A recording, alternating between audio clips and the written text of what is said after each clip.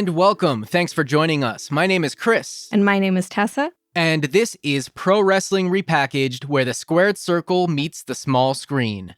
In this bonus episode, we are taking a look at The Big Show. Why, you may ask? Well, because we said we would. But before we dive in, we just have a quick little update on some changes for the podcast. We're getting to this episode a bit later than we expected to, and that's just because there are some changes going on right now in our lives that have made it a little bit harder to carve out time to do the podcast, or at least do it on a consistent basis. With that said, we do still plan to cover Heels, and as we record this, we are just a few weeks away from the season premiere of Heels on Starz. We do still plan to cover Heels, but we are not sure as to when we will actually be able to do that. It very likely won't be every week as it is airing. We may very well have to start mid-season, or possibly even after it is all aired. To be honest, I'm not quite sure how many people are actually going to be able to watch it as it is airing, because it's on Starz. And who has that? You know, who has cable? So we'll be providing some updates on our plans for Heels over the coming weeks. We'll also try to do a trailer reaction episode before the premiere. Don't hold us to that. As I said, things have been in flux, a lot happening right now. So for now, we're going to have to put this on the back burner, but we do plan to cover Heels. That's what this podcast is all about. Wrestling-related TV shows. We have a new one coming out. We're all very excited about it. So there's a lot to look forward to, but for now, we'll keep you posted on our plans going forward. Right now, though, let us dive into the topic at hand here. The monstrosity, if you will, extreme. called, technically he's not the monster. He's the giant. He's the world's largest athlete. But a monstrosity would be the word that I would use to describe this particular show, The Big Show. A Netflix original series, if you can believe it, ran for one season, if you can believe it. Netflix never cancels anything. Come on. Released in April of 2020, which seems like a lifetime ago at this point as we record in the summer of 2021. Ran for one season, as we mentioned, but a Christmas special was released in December 2020, which was after the show had already been canceled or not renewed. Interesting trend of these wrestling sitcoms getting Christmas episodes. We saw this with The Big Show. We're getting one with Young Rock, which, if you don't know about that, oh boy. Yeah, that's exciting. I feel like Mick Foley should have a Christmas special if he has not already. Was there ever a Holy Foley Christmas? I think every episode of Holy Foley was a Christmas special. You're probably right about that. I think it's Christmas every day in the Foley household. Yeah, you're probably right about that. I mean, yeah, Mick Foley's got to be next in line for a sitcom, if you think about it. I think he'd be great with the sitcom. He probably would, although he did appear on this sitcom. He did. And it was just kind of eh.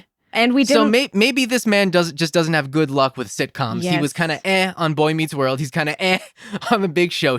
Maybe he just needs his own sitcom and his own time to just properly shine on his own. Maybe he's holding it back. He's holding back for his actual day in the sun in sitcom land.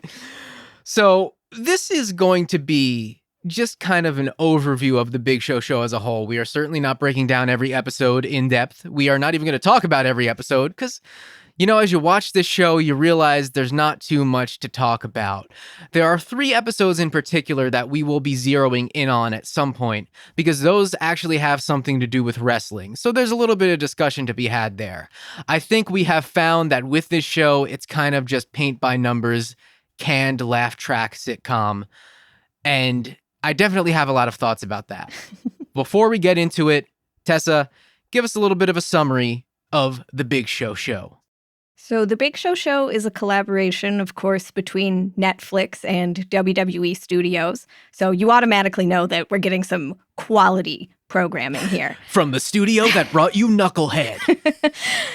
So basically, The Big Show is just playing The Big Show. In the show, he's a retired wrestler. His teenage daughter comes to live with him and his wife and his 2 other daughters, which is when he quickly becomes outnumbered and outsmarted. And despite being 7 feet tall and weighing 400 pounds, he's no longer the center of attention. But I mean, he's so big, right? It's just so funny.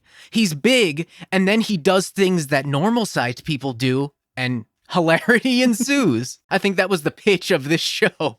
That's pretty much it. He's big, so anything he does is automatically funny. And he's surrounded by these tiny little women. Yeah. Oh, I mean, that's the thing, too. And we will talk about each main character a little bit, but the size difference between the Big Show and his wife is just like, yeah, of course they had to get like the tiniest little lady that they could find. It's like if they hired me. Yeah. I think you would be like the only smaller person that they could have found that is of legal age to marry the Big Show. So the Big Show, as you may guess, is not my favorite outing from WWE Studios, although I don't think I have a favorite outing, to be honest. I was going to say, what is your favorite? I think if you do have a favorite outing, then that's probably pretty questionable. It's The Chaperone. Oh, you mean the movie that we turned off after 15 minutes? I've seen it in its entirety. Speak for yourself. Okay, well, I own it. I will say you have different standards than I do, I guess. So the Big Show, overall thoughts, Tessa. I mean, I know because we watched this together, but tell the listening audience just your general thoughts overall before we dive into the minutia. The Big Show is fine. It's not good. It's just whatever. Like, it could be about anyone. It could be about anything. It just has some weird wrestling references thrown in. Like, I don't find it offensive. It's relatively harmless. It doesn't anger me the way, like, Good Girls angers me. That's a show that... just had to get that in, didn't you? Yeah. With the Big Show, I'm just kind of indifferent. I don't like the kids' storylines. They're bad. Not quality writing. No. I will say, one thing I find just particularly weird is no one in this show, that I can recall anyway, calls the Big Show by his name. He's just Show. Hey, Show. It's even his wife. Yes. That's weird to me. Very strange. I mean, I can't imagine calling him Paul, but calling him Show? There can only be one Paul in WWE land. We all know that, and it's Paul Burchill. It is strange, though, now that you mention that his wife just calls him Show. Mm-hmm. I think about that every time, in every single episode. I'm like, has she ever called him Paul? There's just a very strange dynamic there. It's weird. It's really weird. So you talk about the show being fine, not the Big Show. The Big Show's great. We love him. The show itself is fine, just kind of there and boring. I think it commits the biggest sin that a show or movie or any piece of entertainment these days can commit, in that it's boring. Right. There's so much content out there. And now more than ever, there's more wrestling content than ever being produced. In-ring stuff, documentaries, reality shows, and what we like to focus on here, scripted wrestling content, scripted, fictional, not wrestling itself obviously being scripted, but television shows, movies. There's more of this stuff coming out. There's just announced today, as we are recording this, a scripted Vince McMahon limited series coming out. So I think the worst thing that one of these shows can do is just have it be so not there and so one-dimensional that you can just easily just write it off. I think Young Rock, for anyone who will give it the time and watch a few episodes of it, I think Young Rock offers a lot in the way of entertainment. If you take it on just even the most surface level, I think it's just a fun little show to watch. And it doesn't try to be anything more than that. I think sometimes we extract more than that. But with the Big Show, there's nothing there. It's just your generic whatever sitcom with canned laughter. And that's a big part of, I think, what makes it I feel dead inside when I watch it, because what's happening is the writing's not great, right? Right. It's your standard sitcom. It's like, you can throw a rock on Netflix and find a just fine sitcom that has better comedy than this. Like, you go watch like a Young and Hungry or something like that, and it's like, yeah, it's not going to be topping anyone's list of all-time sitcoms, but you'll chuckle, you'll laugh at some point every episode. In the Big Show, I feel that not only do I not laugh, I actually feel like the negative, like the inverse of comedy. That's what I feel as I watch it. And it's so interesting to me because, apart from the Big Show and the guests that we will talk about in this episode, some of the people behind the scenes aren't any strangers to sitcoms, this type of show in particular. The directors of these episodes, one of them is Melissa Joan Hart, who we already know is a wrestling fan. She has been in the television industry for, 30 years now, probably more. Some other directors, Phil Lewis, who I know from The Sweet Life of Zack and Cody as Mr. Mosby. He's directed a number of episodes of other TV shows. Cody Rhodes did a sitcom? I wouldn't put it past him. That's his next. That's his next step. Venture. Yeah. Phil Lewis, who he's directed episodes of the new iCarly reboot, directed episodes of Two Broke Girls, Melissa and Joey, a Melissa Joan Hart venture. And then you also have one of these directors is Eric Dean Seaton, who's worked on a variety of Disney and Nickelodeon sitcoms, That's So Raven, Dog with a Blog, Hannah Montana, Corey in the House, True Jackson VP, Nickelodeon's iconic show Just Jordan. The list goes on. Wow. We get a Just Jordan reference. Yes. When I saw that, I was like, this is a guy who knows his stuff. And so why are they producing this? The Big Show's no stranger to comedy either. He's been involved in I think, some of the funniest segments ever in the history of WWE. In fact, one of my all-timers is The Big Show boogie boarding on his father's casket when the big boss man was pulling it away. My personal favorite is when he's in the bathroom and Eddie Guerrero stole the toilet paper. Oh, yeah? That's my favorite. That's what I think of when I think of The Big Show. There's also that period of time where he was just impersonating people every week. Do you remember that? No. He dressed up like Hulk Hogan. He did a bunch of those. He did a battle rap with John Cena. Okay, I vaguely remember that. So The Big Show's a pretty funny guy. I mean, and sometimes unintentionally. A lot of the time unintentionally. I mean, The Big Show's pretty much just the world's largest meme at this point. With every time he shows up, he turns heel, he turns face, he's crying, he's begging Stephanie McMahon for his job back. And it's the type of thing where it's like, yeah, sure, he can do a sitcom, but why? Yeah. Why The Big Show? And I think it maybe comes back to that he's big factor. That's it. Of it all. He's big, so if we show like maybe a softer side or his life being, controlled by these little girls and his little tidy wife, that lends itself to comedy. But the thing is, though, you can't just do that. You need to actually, write comedic material around that. You can't just write lines and deliver them in a way that people deliver. It's like, hey, Tessa, guess what? I just took out the trash. Laugh track. And that's how it's delivered. There's no context for it. Yeah, and that's how it's all delivered. And it's just very bland. It's very uninspired. And the thing is, it almost feels like a parody of like the corny Disney-fied family sitcom. I love a family sitcom, but I love the funny ones. I like a sitcom that I watch and I laugh or at least chuckle, not one that is telling me this is where you laugh. And I'm like, well, where's the joke? It's like when you put a laugh track under like a drama or a horror film or something like that. You see one of those videos on YouTube, and a lot of times those work out being funnier than this was. There are no likable characters per se. I mean, The Big Show is effortlessly charming, but his character is just kind of, hey, I'm The Big Show, and now I got a family, and I live in this pretty modest house for as big of a star as I am. Yeah. And there are no memorable moments per se, although that one scene of JJ, his littlest daughter, dressed up like the Little Show will probably haunt many a dream for me. And that just came in at the very tail end of the season.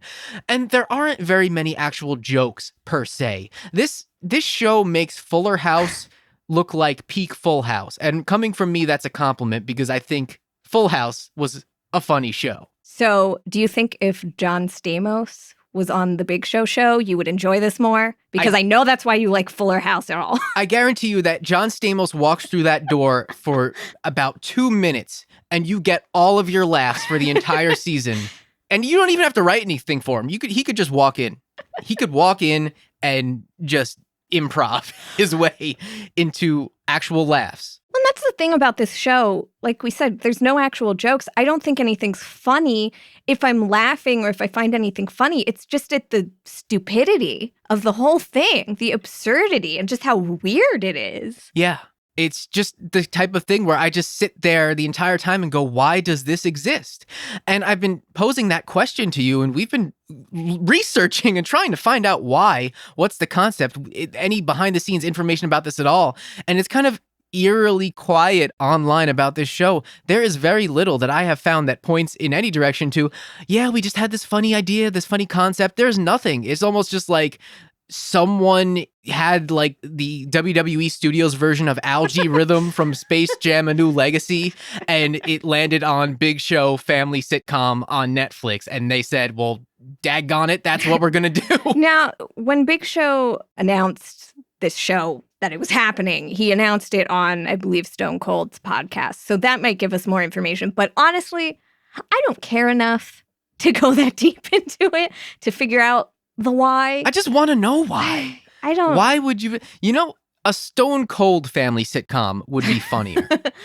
You immediately put Austin in this exact sitcom, in this exact situation, and it's just funny because it's Austin. This show isn't funny because it's the Big Show. I think they think it is, yeah, but in actuality, it's not. You have to work at that. You just put Austin in these everyday situations just based on who Austin is. Sure. And I think that's a lot funnier, and I think you have a lot stronger of a performer.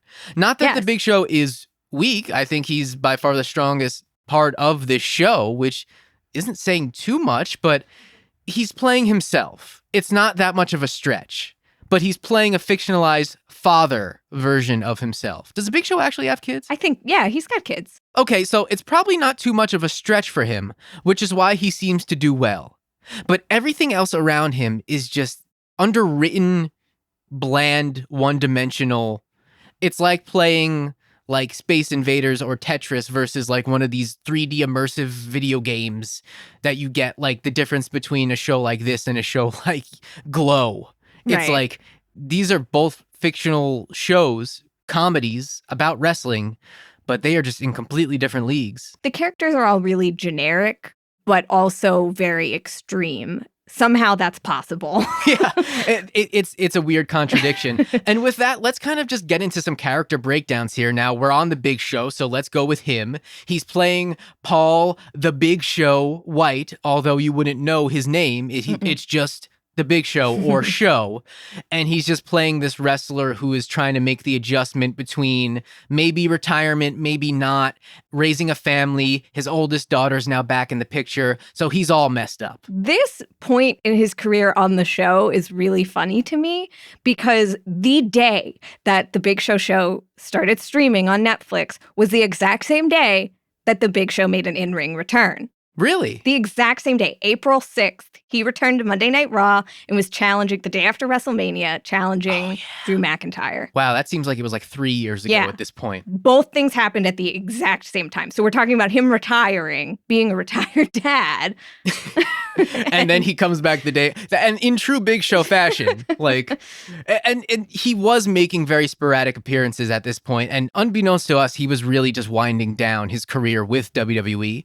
Of course, now Paul Wight with AEW makes you wonder, with AEW being under the Warner umbrella, could we maybe get like the HBO version of the Big Show show? I think the Big show's cancellation is the whole reason why the Big Show left WWE.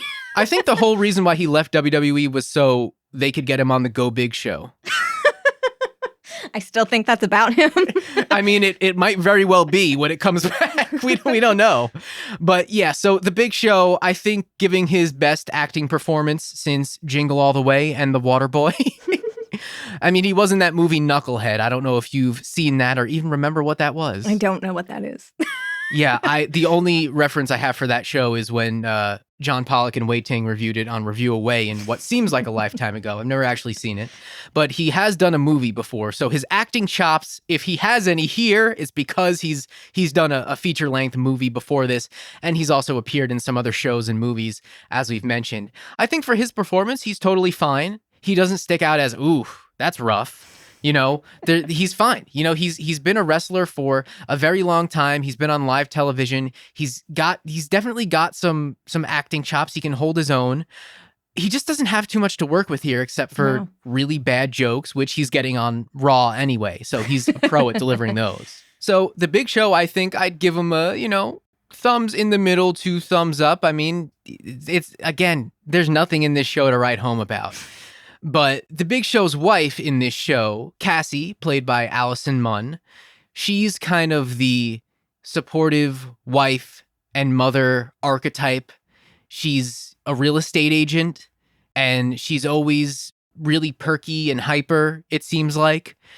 I think she's fine. Yeah. If this were a better show, I would probably like the character more. There's nothing to really dislike. I think she's one of the more likable ones in the show, but there's no one that I have a strong attachment to either way. Yeah, apart from The Big Show, she's probably my favorite. And it's just really sad because Allison Munn, she's worked on some great shows in the past. She's been on That 70s Show, What I Like About You, One Tree Hill, shows that I don't want to be... shows that are really popular, shows that she would have had a lot more to work with, and that's saying a lot considering she was on What I Like About You. That she had more to work with on that than... And that's like the definition of like, yeah, this is fine. I guess I'll watch this. Yeah. And it's still somehow funnier than The Big Show. Yeah. I don't know what it is about like shows like this happening in like 2020 that just don't work, but that could have possibly worked like 20 years ago. I don't want to be watching The Big Show. I'd rather be dead or in jail. So, yes, Cassie. I don't know anyone's name on this show besides Lola because I just keep thinking of Lola Bunny. Yeah. But yeah, Cassie, I don't think I even realized what most of their names yes. are. And JJ because I just think of JJ Walker. Okay, so I know two people's names and The Big Show. The Big Show. So Cassie, I guess if anyone comes close to being like funny on this show, aside from The Big Show and maybe Steve Urkel, it's her. She has a good delivery. You could tell that she's a good performer. She just doesn't have great material to work with. So I certainly don't hold that against her. No, yeah. She's doing her best with what she has. Yeah. She's doing her best to wrangle The Big Show and her two daughters and The Big Show's daughter from another marriage, Lola, the aforementioned Lola, not Bunny, played by Raylyn Castor, no relation to Max Castor, who, by the way, I went to college with. Life is really weird. Very weird, yes. I don't have anything like that. Yeah, I did a podcast with Max Castor, but that's a story for another day. Let's find that one. Yeah, I still have it. Oh. Max Castor was part of my senior college project. I'm not even editing this out. You know what? Screw it. That's a bonus episode coming up. There you go. Yeah, bonus exclusive content. So The Big Show's oldest daughter, Lola, from his first marriage, she moves from Minnesota to Florida after her mother gets transferred to Brussels, Belgium. I don't remember that. Yeah, I only know that because it's written here on the document in front of me. So I have no memory of that. Don't mistake this for me having actually taken in details about this show. I didn't. I promise you. So the dynamic there is that they can be competitive with each other, her and her other sisters and her and The Big Show himself, and they kind of butt heads a little bit, and there's some tension there from the years away from each other. There's a little bitterness, I suspect. Yeah, she's a little jaded. Which is, and it's surprising she doesn't have that same bitterness like with Cassie or with her younger sisters who clearly have a better relationship with the Big Show.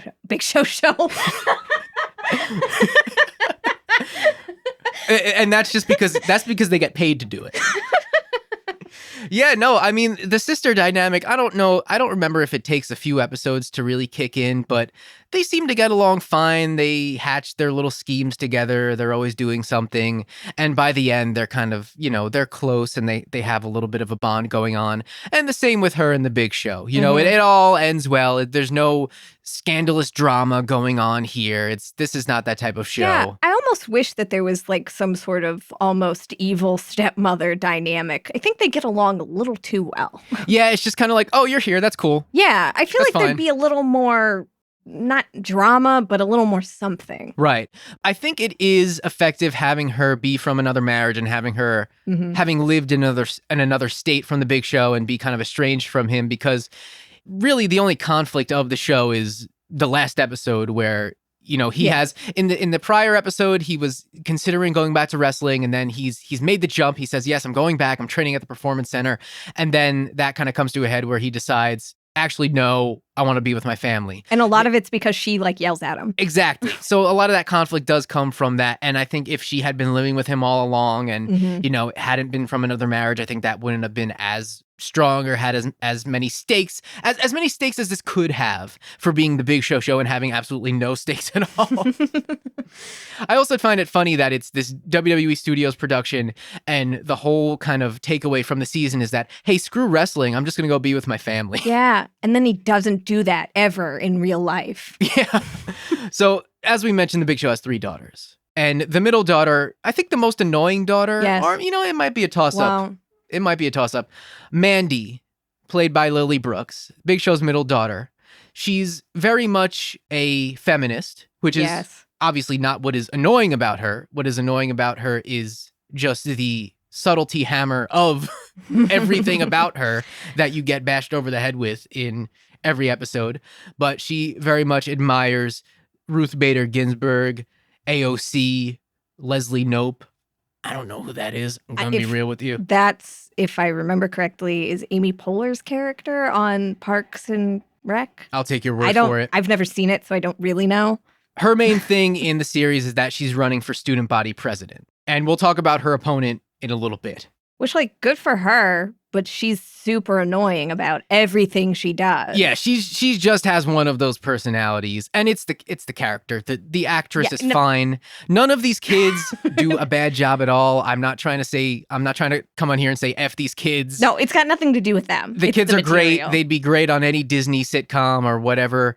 They're very capable actors. It's the character, and it's a character I feel like we've seen before in plenty of shows like this, and we'll see this character again. Yeah. And it's not, you know, nothing really to write home about like anything on this show. It's just an obnoxious character, and honestly, it's the type of character that's like, this is why we hate feminists. Right. I could just see the IMDb reviews now of, oh, this show is just PC BS, is feminism. And I think what's the most annoying about it is I don't think they're doing that to her to make her be a bad character. Yeah, I think they genuinely think that makes her, like, you know, cutting edge. Yeah, and like there's a way to make a feminist, you know, kid and not just have her like worship the ground that every quote unquote feminist in the 21st century walks on. This is like if Vince McMahon wrote a feminist character. Yeah. It would be, you know, there can be no nuance. It can't just be something that she believes in and feels very strongly about. It has to be her personality. When she wakes up in the morning, she is feminism, you know, that type of thing. Yeah. And it could be for anything. If she was, you know,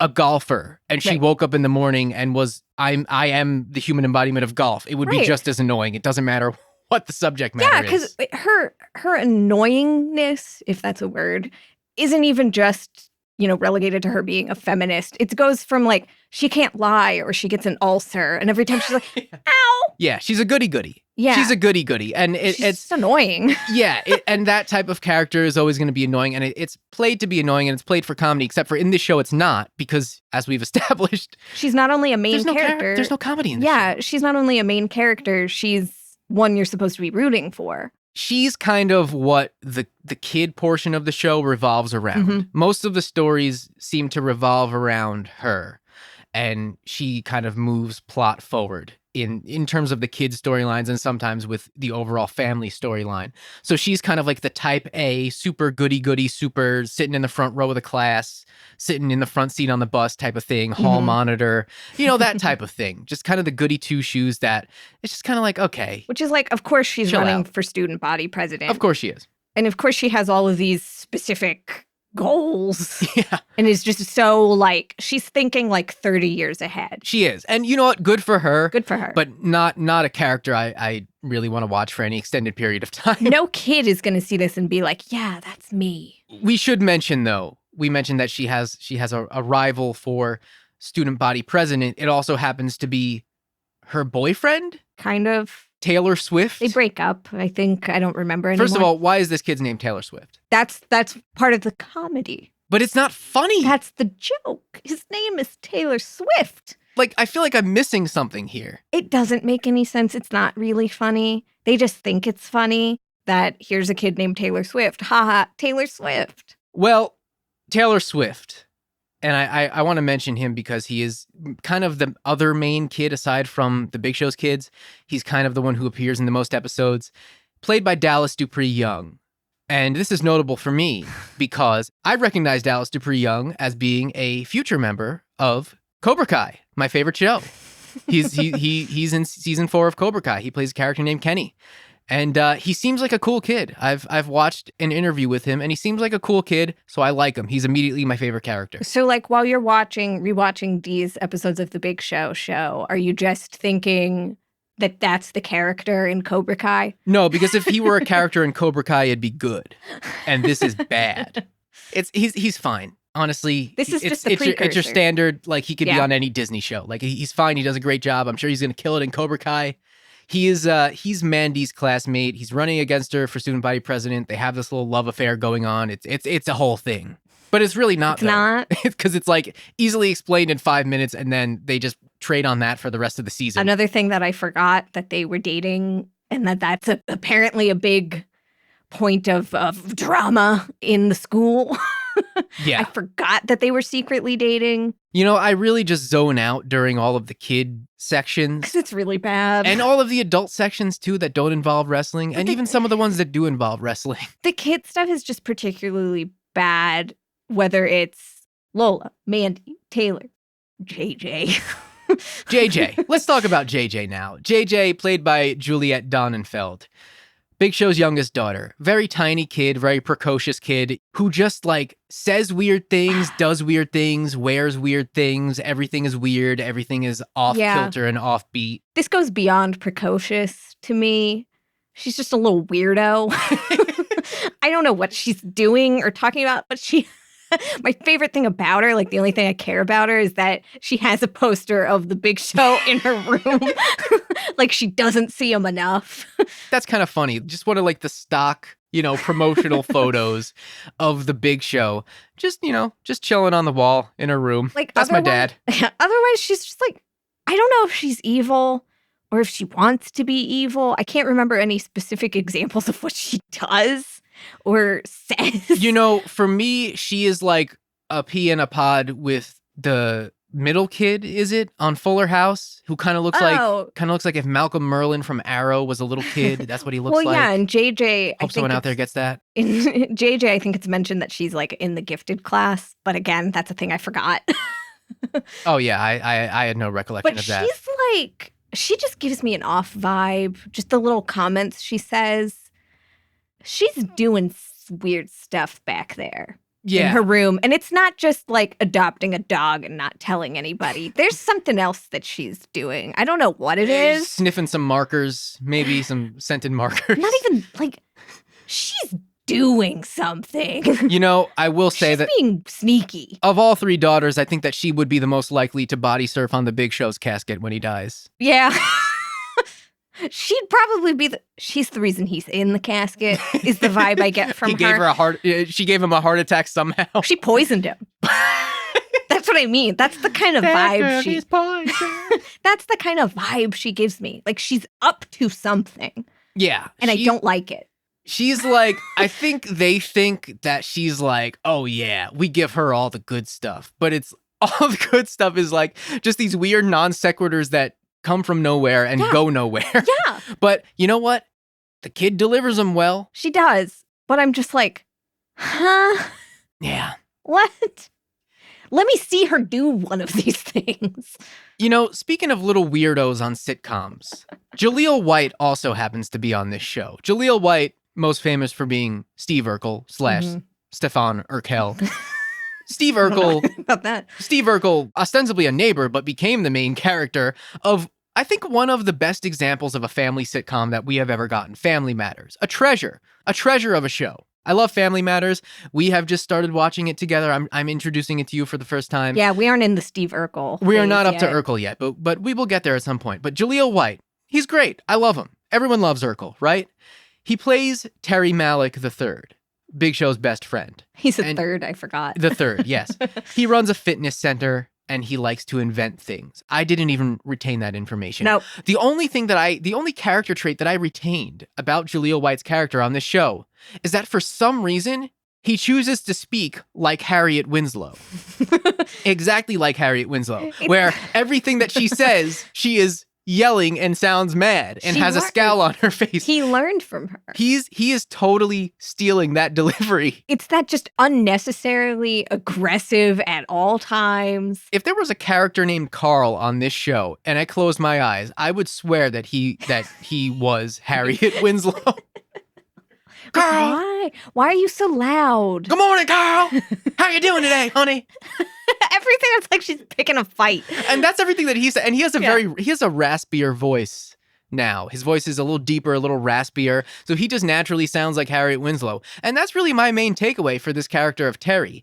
Now, he's kind of the Big Show's sidekick. He's getting him into hijinks and mayhem whenever he's in an episode. He's kind of just the wacky kind of, almost like the jazz to the Big Show's Will.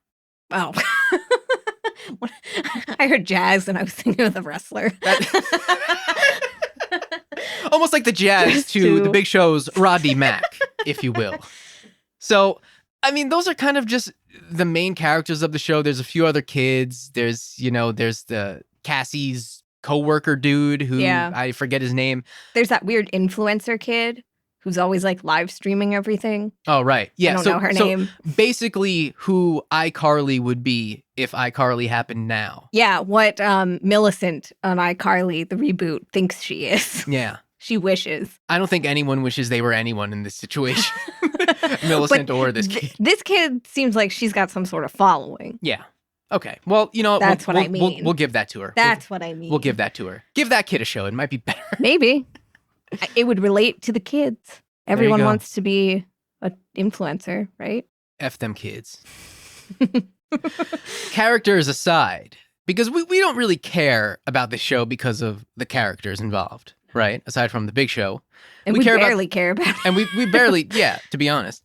We care about the show because it's wrestling related, right? Mm-hmm. Except it's only like kind of wrestling related because aside from the Big Show being the Big Show, the first 5 episodes don't really have much to do with wrestling. No, he probably references wrestling. Sure. His time in the WWE, because that's the only wrestling that exists in this world. Yes, the WWE is wrestling, by the way. It's not, your career as a wrestler. It's your career as a WWE superstar. Yeah. Wrestling comes into play in the later episodes of the season. And I wonder if that was strategic so that the average person just scrolling through Netflix and clicking on this show just for something to watch isn't like, oh, this is a weird wrestling show. Because I could totally see people just turning it off. I mean, whereas Glow, that's the whole point of the show. It's look at these awesome women wrestlers in the 80s. It's fun. This is like, look at this big doof who happens to be a wrestler. But wrestling doesn't have to necessarily be the main crux of the show. Or maybe all of these wrestling episodes come at the very end to force you to watch it. It's supposed to entice you, and now you get the wrestling. That's what the experience was for me. I'll tell you. I was just waiting for something to be about wrestling. And I don't watch these shows and I just stand there with my arms crossed. Where's the wrestling? I'll go on the journey. There are Young Rock episodes that have nothing to do with wrestling, really, that are some of my favorite episodes of the show, of the season. But that's just a good show. Because, it's fun.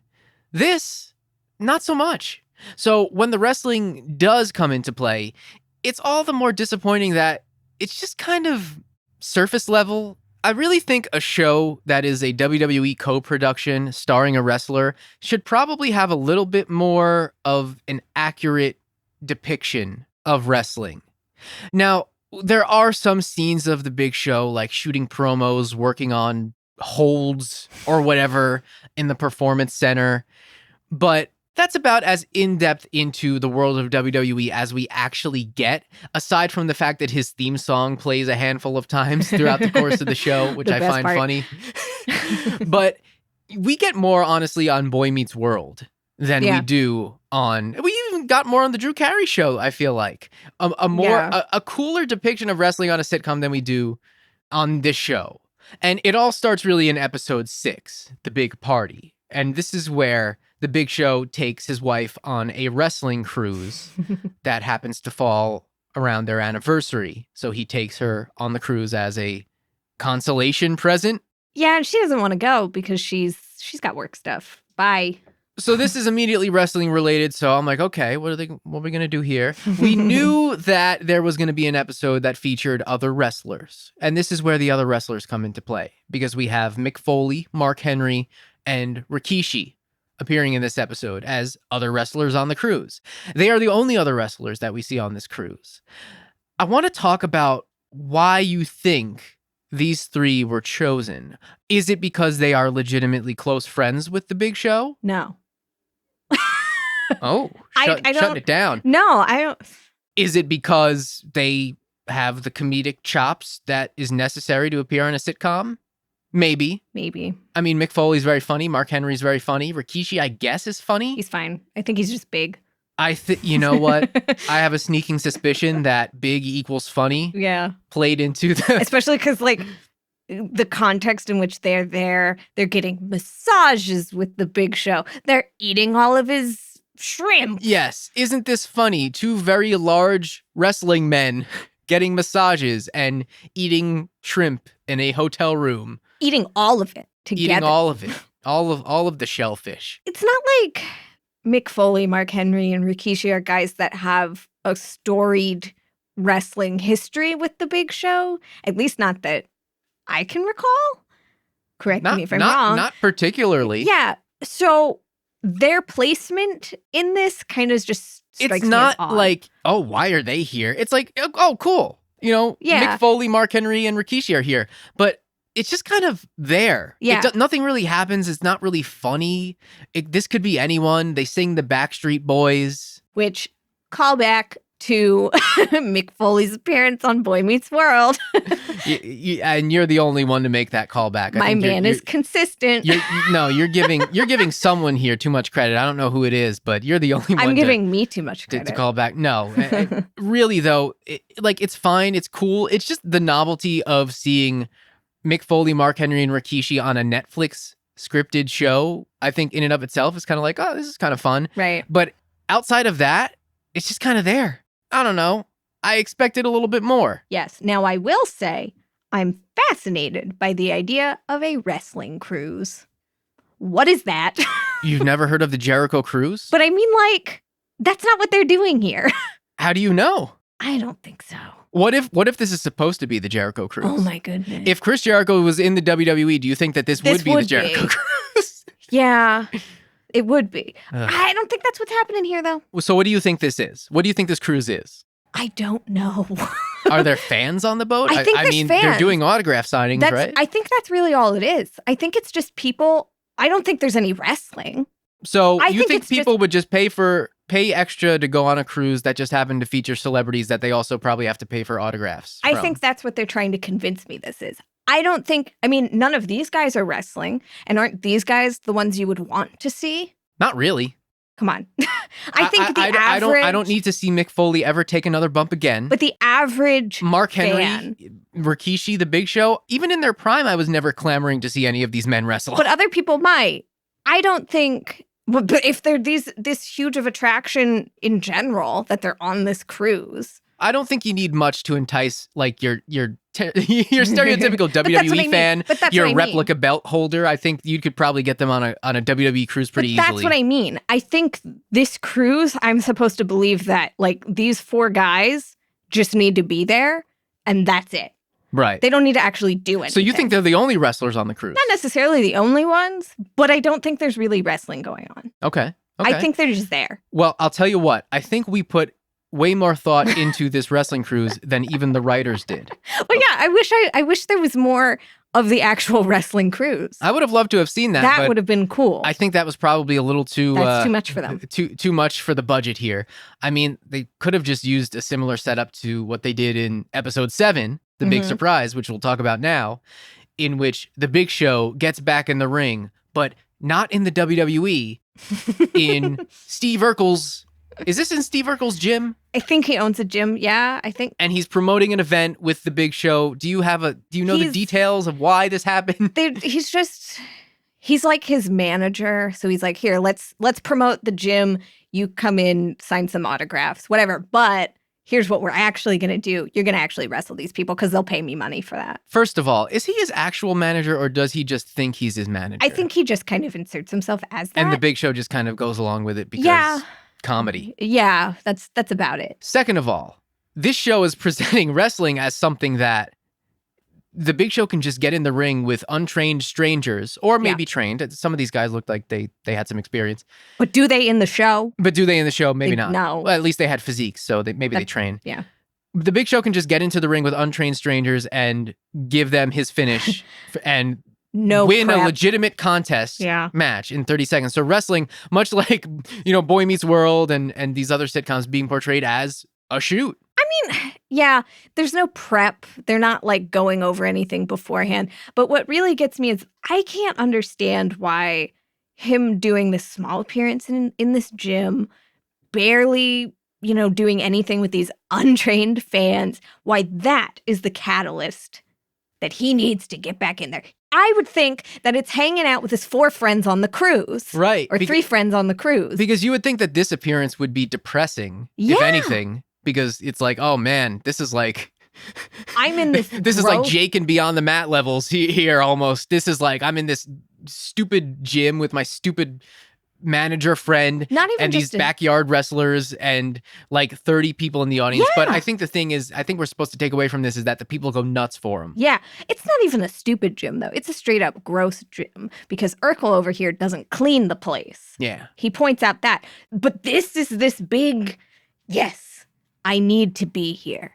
If he was signing all those autographs on the cruise, the people were into him there too. Yeah. You'd think that would make him miss wrestling. I think the subtext here is that nothing else is really working out. There is no Big Show for this version of the Big Show happening within the reality of the show.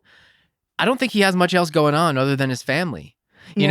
Maybe if he was being pitched like a Captain Insano limited series or something like that, something he can sink his teeth into, something to take his time away. Because this is a guy he's been on the road for his entire life and he doesn't know anything else other than this. So he gets the bug and it's just real quick. Oh, even in this setting, it's like, oh, he's got to go back. Yeah, I mean, in the next episode, they try to make the case that there's so much for him at home, but we don't see that in any of these episodes. It's paper thin, really, all of the reasoning behind any of this.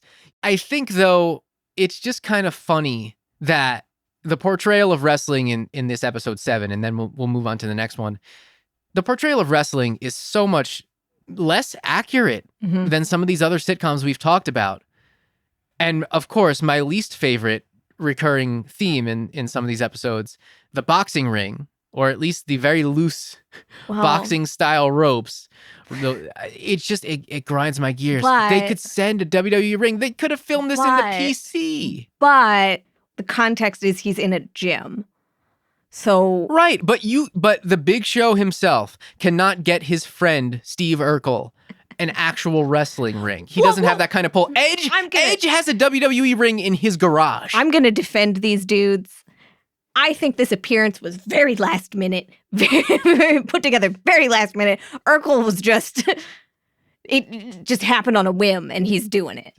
Okay. I'm going to give them some credit here. So you think Urkel is he's just going out and going on Craigslist and looking for a boxing ring. Doesn't know what he's doing. That's what this character is to me. Okay. That's what he would be doing. Well, you know what? That would actually make sense. So there's some justification for why it's a boxing ring. Big Show didn't know that he was going to do this. He walked in and, what are you doing? He didn't know. He couldn't have helped. Right. I'm giving him credit. Okay. Well, also this. Who cares? Let's move on to the next one. Episode 8, the big decision. So this is where it all comes to a head, and the Big Show wrestles. See what they did there in the summary? Wrestles with a decision, and the decision is that he's going to go back to WWE because that's his life. That's all he knows. He hardly wrestles with it. He does go back. There's a little pro. Well, he hardly wrestles in the match in the prior episode too. Well, yeah. So he basically he didn't wrestle with this decision. He just hit this decision with his finish, and and then he said, "I'm going back." Yeah, and so he goes back. There's this, they have this pros and cons list, and he's like, "It'll make me happy," and they're like, "But we'll miss you. But we'll be sad. We'll be sad." It's like, we're busy. We need you. It's like, and he's like, "But I'll be happy." So I'm gonna do it. And the unsaid fact there is that he's not happy at home. Yeah, that's it. He's like, I don't want to be around you people. The Come subtext is F these kids. Forever and always. He said, "Bye, Lola. I don't want anything to do with you, whether you're coming to Florida to stay with me or you're all the way in wherever she is. I already forget." I think the thing that bothers me the most about this episode is that he's in the performance center. He's gearing up. He's cutting the promo about coming back to SmackDown, which, number one, they wouldn't do that. Number two, it wouldn't be a cell phone video. Yeah. Although there was that weird time where WWE was doing those selfie promos. I don't know if you remember that. They were just doing these selfie promos and then like putting the captions on the screen. Well, maybe his promo was just for his social media. Maybe he was just doing it for Twitter. Okay, maybe. It wasn't actually doing anything. We'll give them that. But yeah, we see the Performance Center. The Performance Center has been making the rounds. It's been in feature-length movies, like Fighting With My Family. It's been in this show. Has it been in anything else? I can't think off the top of my head. I mean, they did that reality show, Breaking Ground. Right. Wasn't there a Tough Enough season done in the Performance Center? Yeah, probably the last one. So it's kind of interesting just to see the fictional portrayal of the Performance Center here, and it getting its own kind of like its own little credits list in IMDb. I'm surprised Triple H didn't just pop in. Yeah, that would have been great. He's too good for this show. Yeah, well, I mean, there can only be one Paul. He belongs on the Drew Carey show. What if Triple H showed up as the disciplinarian? Oh my God. Okay, here's what we need. We need the disciplinarian versus Captain Insano. This is what I want to see. Well, this we can't get it universe. now. Why? Because the Big Show is over. I keep trying to call the Big Show the Big Show show. The Big Show's in AEW. We can't have it now. Oh, man. Adam Sandler can't make this happen. He's Somebody would get fired. He's doing like a movie a month on Netflix. He can't. Somebody would get fired. Oh, man. The Big Show. The disciplinarian versus Captain Insano. That's a dream match scenario there. That's a dream match. Any final thoughts on any of this mess before we get out of here? This episode or the show in general? Anything. Well, so I will say, when the show first premiered, for 13 days, it was in Netflix's top 10. Now, I'm sure there's a reason for this, and it's obviously because the Big Show is a stellar, phenomenal actor, right? Right? Well, as I did say, it's his best acting performance since Jingle All the Way and The Waterboy. So this show came out peak pandemic time, of course, and I think everyone was just incredibly bored. So they would watch anything, even the Big Show show. Right. Because by the end of the year, it didn't even crack the top 100 on Netflix originals. Interesting. Or it didn't crack the top 100 on Netflix shows. It came out at a good time, but it's a Netflix original, and we know what Netflix does to its shows, whether or not they're good. I would argue that there was never a good time for this show to come out. Well, and I don't think there could have been a better time when everyone's stuck at home and they don't have anything else to do and everyone's just watching things on Netflix. I still just think I don't understand why the show came out. There was never a right time or scenario for the show. There's no reason. I just don't. If it got a season 2, I would have been so shocked. I just think that for this show, there never would have been a right time. But unlike the Bret Hart song, there is a right time to say goodbye. And I think the time was immediately after season 1 dropped, because it never stood a chance of a renewal. Netflix canceled dozens of other originals last year. So it was in good company. Sure, right. And it's interesting, they decided to release the Christmas special in December after it had been canceled, as we mentioned. Well, they'd already Maybe that's filmed something it. they had already, something they had already had in the chamber. They did. Maybe saving it for season 2, or I don't know what the deal was there. But my biggest problem with this whole production overall is that in that Christmas special, The Big Show did not utter the line, "I'm gonna deck your halls, bub." I mean, come on, it's right there. You are expecting the writers and the people behind the Big Show to have any knowledge of anything relating to the Big Show. I'm expecting comedy from a comedy show, You're and that expecting would have too been much. comedy. You're expecting, these people don't know anything. Yeah. I don't think. They don't know the lore of the Big Show or The deep Big Show of lore. Paul Wight. They don't know about the giant being No. being thrown off of Cobo Hall, No, they do not. No, they don't. which is another one of my favorite funny moments in wrestling ever, courtesy of Paul Wight. They don't know that. All they know, here's what they know. They know that the Big Show is a large WWE superstar, and they know his theme. And they were probably only played his theme right before they were writing the show. Oh boy. Well, the Big Show, all in all, it's definitely a show. Is it a big show? No. Is it a good show? No. It's not a good show. It's not a bad show. It's not the show. It's the Big Show. And I think we're going to have to leave it at that because it's very hot in this room right now. And I didn't think we had an hour's worth of things to say about it. It's something. It's something. It happened. It definitely happened. It happened. And no one can ever take that away from it. It was the thing. Look, 13 days, almost 2 weeks, it was in the top 10. Okay. You know what's in the top 10 right now? Every single Twilight movie. Thank you very much. You know what? It is in good company. I would much rather watch and do a podcast about the Twilight movies That can be arranged. than I would much rather watch the Twilight movies than the Big Show. We're not even done. We're not even done. Full disclosure, audience, I really dragged my feet on this episode because we have so much going on right now. It was hard to find the time, and it was also just hard to find the will to muster up the strength to talk about this show. We don't even have anything else to watch or do. We just didn't want to do this. Well, I mean, there's a lot going on right now. I just started a new job. We're in the midst of a move, but still, this show was at the bottom of my list. I hate talking about things that I don't enjoy because I have no passion for it. And I especially hate talking about things that I actively dislike. So I hope I was not too harsh on this. But you know what? Ultimately, I would like to know what other people think. What do you think? If you watch The Big Show, what do you think of it? Tweet us. Send us a message on Instagram. Send us an email. Send us smoke signals. A letter from a carrier pigeon. Run a tin can and string through our window and let us know. Someone communicate with us and let us know what you thought of this show. If you or someone you know was victimized by The Big Show,